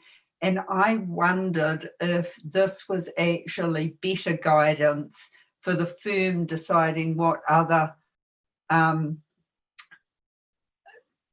audits they'd include in an EQR. So whether it should be referenced to F3, 34F, 3 little i's. The second one is very similar to Chung Wei in terms of 137 and the wording around due to their size or complexity. And I think there, we've put through some suggestions on that I think could improve it. Thank you. Thank you. Sue? Thanks, Tom, and thanks to Imran and the task force. I have no significant issues on the material here that's put forward in relation to ISQM 1. I have one small suggestion on A134, which I found a little bit hard to read at times, which we've just sent you, Imran, and for the task force consideration. Thank you. Thank you. Kaiwe? Thanks, Tom. Very much support the material in ISQM 1 and what TQRs should be done. I also would like to thank both Imran and Julie for reach out to me to deal with the issues I had. Thank you very much. No fatal flaws. Thank you. Josephine? Thank you. I just wanted to offer my congratulations as well, Imran, to yourself and the task force, and as you mentioned, previous members of the task force and so forth, everybody that's been involved to get you to the end of this journey. I have nothing on this section at all. Thank you. Thank you, Julie. Roger? Yeah, congratulations from me to you and the task force and the coordination and the quality of the efforts. So well done. I have no fatal flaws. We've sent through some editorials on the application material for the task force's consideration. So I'll leave you to have a look at that. Thanks. Thank you, Roger. Sachika? Thank you, Tom. And thank you very much, Imran and your team, for your big effort to improve this document. And I don't have any fatal flaw, and thank you very much for reminding me my old drawing. I have no comment on this paper. Thank you. Thank you. Kai Morton? Thank you, and echo the congratulations to Imran and the team that's worked on the standard. No comments from me on this section either. Thanks. Great, thank you. Mitch? Yeah, so similar to everyone else, Imran, your team has done a great job getting the papers ready for the approval for this standard. I have no fatal flaws on ISQM 2. I also have no comments on this paper, the 3C. I do have a comment on the as we move along, but nothing on this paper. Thanks. Thank you, Rich. Isabel?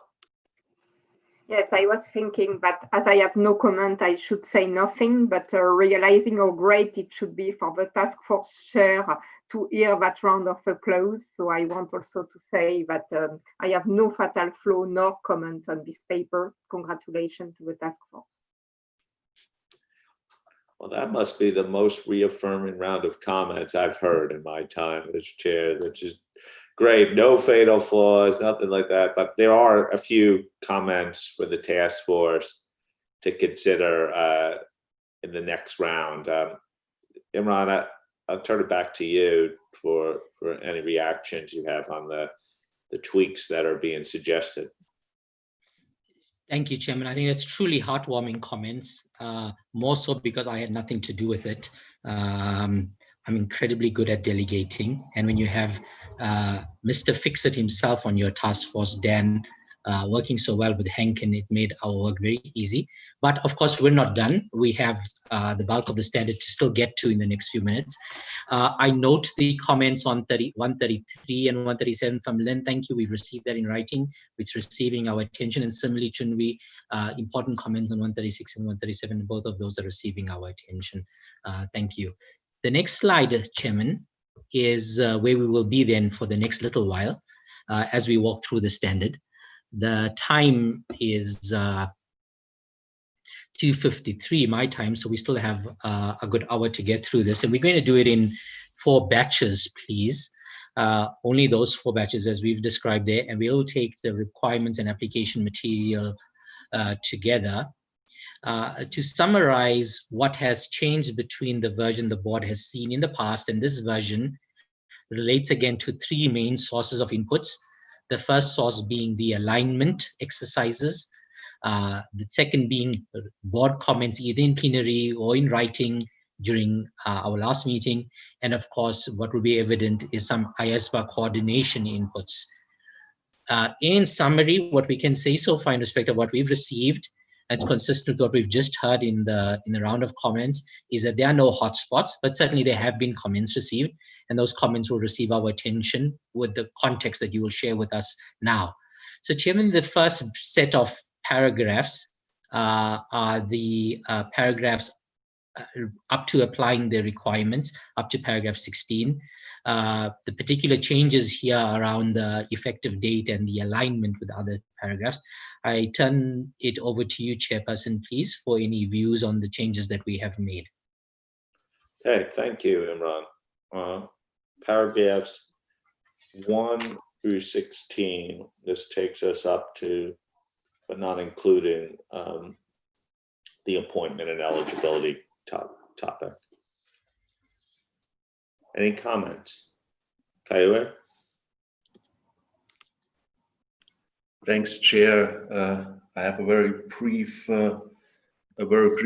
comment to paragraph 11. As I see it rightly, this needs to be and to use of or. The word or means the standard is effective for either audits or reviews, but not necessarily both, but can also be effective for both. What you mean to say is that it is effective for both, I think. This is it's a question. Thanks. Okay. Rich? Yeah, it's more of a consistency point. So I raised yesterday the concern I had on ISQM 1 relating to the term personnel and individuals and the need to consider throughout the standard as to whether the terms used when they're not being referred to as a definitional use of that word to consider maybe other words, person, et cetera, so as to reduce the complexity of trying to read this and wonder whether I'm in the right context using individual or personnel. So just wanted to reiterate that. That's all I had on this section. Okay. Any other comments? Okay, do you want to respond, Imran, to Kai's and Rich's comments? Yes, let me offer a preliminary response. Thank you to both for their comments. Rich, two parts to this. Firstly, that we try to use this in what we would describe as the traditional sense in QM2. Of course, as you pointed out, and I did yesterday, there's a connection to how this evolves in QM1. We will keep a close eye on what the thinking is there, and then we'll consider whether there's anything that we still need to do in QM2. Thank you for highlighting that. And Kaiuva, thank you. I'll hand that over to my very able team to help resolve the matter that you have identified. Chairman, moving on then to the second batch of paragraphs. They are paragraphs 17 to 23, and the application material is paragraphs A1 to A24. All of these paragraphs relate to what we describe as the question of appointment. There've been changes in here naturally, but again from the same sources, particularly around coordination and alignment activities. Chairman, we'd like to open the floor for any comments and questions, please. Okay. Any comments on paragraph 17 to 23 and related application material? So, thanks. I've sent a couple of comments through. One in A7, which is, I think, a consistency amendment, which talks about the criteria for appointment as an EQCR and picks up engagement level findings from the firm's monitoring activities. And I've suggested deleting that because I think it could be broader than that. It could be things like attitude to ethics or attendance at training or what have you. So that was one piece. The other comment I had was in relation to paragraph 19 and the cooling off period. You'll be delighted to know I wasn't going to reopen that, but it is an area where I think it would be good if we could think about perhaps implementation guidance or something, because I do think in smaller firms in particular, the cooling off period will create practical issues. And I think in particular, one of the things to think about is whether an EQCR is the right response to the issue at hand. So perhaps something there to think about, as I say, in implementation guidance. Thank you. Thank you. Chun-Li? Thank you. So my comment, only one comment is on paragraph 19 as well. Different point from Sue. So I'll slap myself on the wrist before sharing this because it's just on some old wording. I'm not challenging the 2 years. I still think that's the appropriate time period. I just think that we will agree that there will be situations, there will be circumstances where 2 years may still not be enough for the threats to objectivity to be reduced to a sufficiently low level. And the current wording, of course, does allow the firm to build that consideration into their policy and procedures, the ability to extend it beyond 2 years in specific scenarios. So I'm just wondering if we should just make it explicit to add the word at least before 2 years. I noted that there is reference to or a longer period, but that is tied to relevant ethical requirements. So adding at least to 2 years, I think will compel firms to more deliberately consider the need to go beyond that cooling off period. So I want to just offer that for the task force consideration, please. Julie? Thank you. And Imran, I had two comments in this section. Maybe one's a comment and one's really a question or a clarification for you or the task force. The first one, and we sent these through, so hopefully they're not a surprise. But on paragraph 19, at the very end of that requirement, it could be read, I think, literally that the engagement partner and could also be the EQCR or the engagement quality reviewer. And I almost think we just need a tweak to the words there to say something like, and it starts with the word before, like before an individual previously serving as the engagement partner can assume the role of the engagement quality review. I think that would just make it more clear, because I think in a literal read that could be misinterpreted, and there's a consequential adjustment if you think that that's appropriate to the application material for that point as well. So that's my first point on 19. And then in 23, and this is just apologies, because you read these paragraphs lots of times and all of a sudden you read it and go, how are we going to make this work in real life in execution? And I believe that one of the eligibility criteria for an EQR is that they have sufficient time, if I read paragraph 18B right.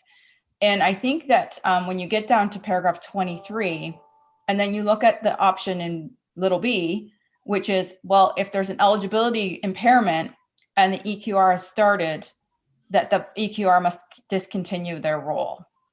And it was just tying that back to sufficient time, because while I understand that's an eligibility criteria to have sufficient time, I wondered if that was the absolute answer in all cases that the EQR would discontinue from a time perspective.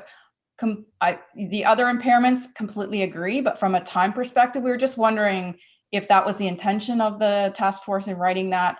And if so, it was just to get some clarification from you on that point. That was all I had. Thanks, Julie. Rich? Hi, so just wanted to come in on paragraph A7. I had the exact same point as Sue.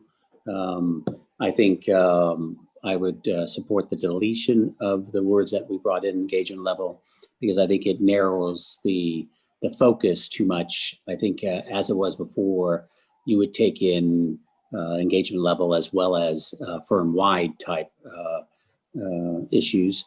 If the task force is really interested in keeping engagement level, then I think you could say including engagement level findings. But I think the easiest way is just to delete. I also think the comment that Julie just made on 19, I hadn't picked up that. And I always find it interesting that different people read things differently.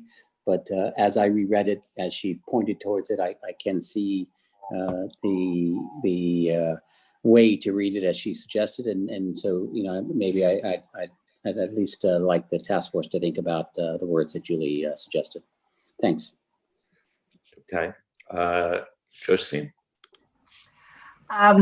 Sue and Rich and Julie have all made my job very easy. Thank you. On outreach, I heard similar comments in respect to A7, so I support Sue's comment about deleting engagement level findings, and Julie's comments as well were also raised. So thank you, everyone. Thank you. Eric? Thanks, Tom, and compliments to the task force. I just want to support Sue's comments on paragraph 19 about the need for implementation guidance for smaller firms where this is going to be a challenge, given where the board has ended up on the cooling off period. I think some guidance around what the alternatives are for a smaller firm where they've got risks that would normally be addressed through an EQR, how they would deal with those, I think would be helpful. Thank you.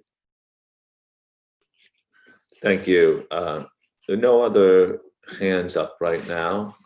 So I would say that in principle, there was support for the section, but there were some helpful coalescing suggestions in terms of drafting, some call it for the removals, some for further clarification, and then a point about where to do implementation guidance. Imran? Chairman, thank you.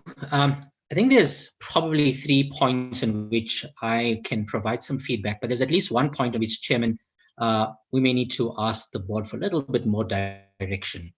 So let me say this, that in relation to the comment that several speakers have raised in relation to A7, my initial reaction, one that we would need to caucus with the task force, is that we think that what has been recommended to change, at least I think what I think has been recommended to change, is constructive, and we'll certainly look into that when we meet as a task force tomorrow. The second thing is any changes to paragraph 19. So other than, of course, the obvious need for implementation guidance. The first is that at the heart of the coordination activities with the ISBA, of course, is paragraph 19. And so as much as we would like to continue working on it, this is what we have locked down with them. And of course, they're matching this thinking and words in their papers. So in respect of the last part of paragraph 19, we'll certainly have a look at it as a task force, although we would really prefer that we wouldn't have to. We would hope that it is clear. But of course, we will consider this together with views that may be aired at the task force. However, Chairman, the item on which we need to get back on is the suggestion that Chanwi has made. Chanwi has made a suggestion that what we have described as a cooling off period of 2 years, and it's been like this in our discussions for a long time or longer period, should have something added to it, which says a minimum at least. You can appreciate that for all of the reasons, for example, that Eric and Sue are concerned about in relation to resources and the strain on firms, we didn't ever have the ambition about setting this at a higher level. And that's certainly not the language that ISBA has picked up from us. So we think that this, what is my reaction to adding this, is that this is actually not needed to clarify the requirement. In addition, we are concerned that this may open up a board discussion now for additional application material about what may have to go into a firm's consideration if it is to be more than 2 years, and therefore this period of 2 years, as currently described, or a longer period is sufficient for our purposes. As previously indicated, there's nothing in the stand that prevents firms from doing so, and such considerations, of course, can be part of a firm's policies or procedures. And naturally, we could always clarify this implementation support material, such as an FAQ. Unless Chanwi has some comeback on that particular explanation, asking his indulgence on that, Tom, maybe would like to offer Chanwi an opportunity to, whether he's happy with how I've tried to answer this, or then we may have to go back to the broader board and think through the implications of that particular change. Shall we? Thanks, Tom, and thanks, Imran. So this wasn't a fatal flaw for me. I felt that as I was reading it, I think it was clear that we meant this as a minimum. And I do see, as I was thinking through it, that, as I explained, there will be a situation where 2 years will clearly not be enough because of the kind of judgment, because of the kind of activities that the engagement will entail. So which is why I suggested adding at least. I do appreciate the challenge that you just explained. And I think, the current wording will allow the firm to go beyond 2 years if they feel the need to anyway. So if the decision is not to redeliberate this, I'll accept it as well. Thanks, Imran. Okay, on that point, I didn't see any other hands and no comments on that topic. Thank you. If so, unless anyone objects, I think we should stick with where the task force has landed, particularly on this very sort of delicate language that we've had and massaged over a period of significant time. Appreciate that. Thank you very much, Chairman. The third batch of questions relates to everything about performance, beginning at paragraph 24 all the way to paragraph 27, with a significant number of application material paragraphs here. In respect of the requirements, we have received one advance comment from Eric, which we believe we'll be able to be responsive to, but perhaps board members would like to raise in the plenary any other comments they may have. Okay, any comments on paragraphs 24 to 27 and accompanying application material? Josephine? Hi, Imran. I'm sorry, I have raised this point before, and it still irks me somewhat that in A39, I just don't think that the bullet points are helpful to practitioners. The evaluation of the engagement team's basis for making significant judgments is thinking about what was their basis and the various factors that fall into that basis. But currently, the application material and the bullet points deal with the engagement quality reviewers' behaviour in those situations, except potentially for following up on inconsistencies. So I have sent some offline comments and suggestions to the task force of how they might improve those bullets, potentially refocusing A39 and A40 in that regard. Thank you. Thanks, Josephine. I'm going to hand it to Sachiko next, and also I'll ask Fiona for a second to take over the chair of the meeting. Thank you, Tom. I have a small comment to paragraph A41. Middle of the sentence says supported by the engagement team's documentation. And perhaps it's because I'm non-native speaker, but I find this sentence difficult to read because it seems that, support by mean that, documentation is sort of a human. So I wonder, my suggestion is perhaps we can change it to having support, but some tweak is very helpful for me. Thank you. Thanks, Sachiko. And I think that was the last hand up, Imran, so I'll hand back to you. Thank you, Deputy Chair. Josephine, my good friend, I'm really sorry that paragraph 839 has irked you. We are going to do our best to un-irk you. How's that? Thank you, Imran. So we'll take that away and work on it. And Sachiko, acknowledge the comment that you've made now and you made in writing, something the task force is looking at, and we'll look to be responsive to what you've asked us to do. Thank you.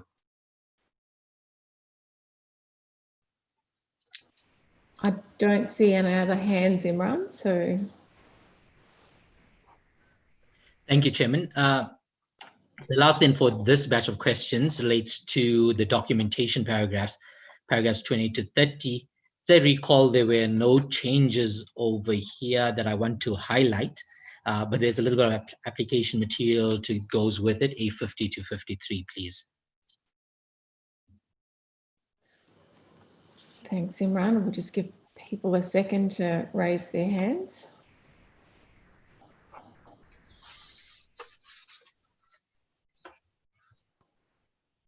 And I see no blue hands being raised. I see no coloured hands being raised, but it's usually blue. So I think we take that as no issues with these paragraph application material.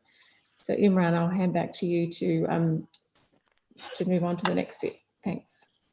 Fiona, what would be a challenge now if we were to end the meeting in Tom's absence? Imagine Tom comes back and there's nobody here.